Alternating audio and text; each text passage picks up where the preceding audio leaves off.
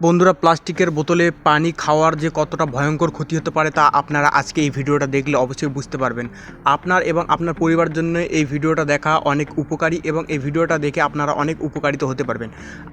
তাহলে চলো জানা যাক যে প্লাস্টিকের বোতলে পানি খাওয়ার কত ভয়ঙ্কর ক্ষতি হতে পারে।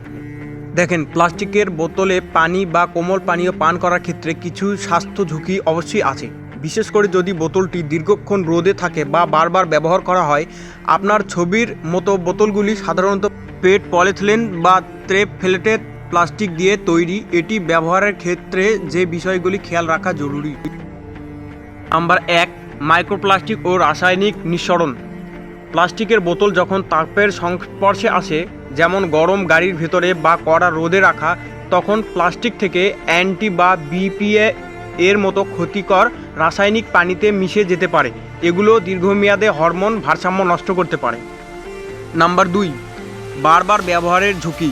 আপনার হাতে থাকা বোতলটি ওয়ান টাইম বা একবার ব্যবহারের জন্য তৈরি। অনেকে এই বোতল ধুয়ে বারবার পানি খাওয়ার কাজে ব্যবহার করেন।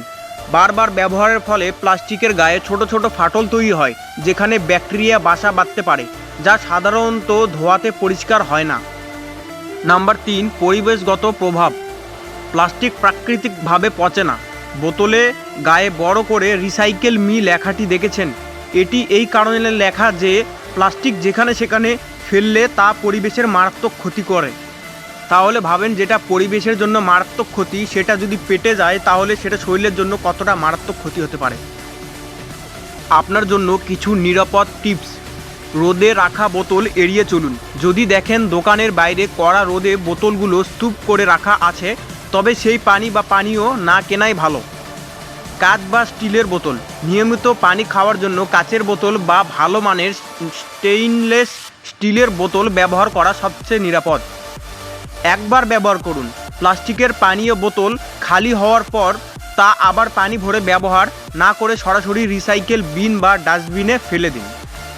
একটি মজার তথ্য, বোতলে থাকা পানির চেয়ে আসলে বোতলের প্লাস্টিকটা অনেক সময় বেশি দামি হয়, কিন্তু স্বাস্থ্যের বিচারে সেই প্লাস্টিকই বড় ঝুঁকি হতে পারে।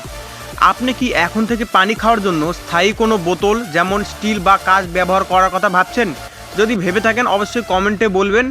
এবং আপনাদেরকে যদি এই ভিডিওটা ভালো লেগে থাকে আর হেল্পফুল লেগে থাকে, কমেন্টে অবশ্যই কিছু একটা বলে যাবেন এবং ভিডিওটাতে লাইক দিয়ে একটা সাবস্ক্রাইব করে দেবেন। ধন্যবাদ।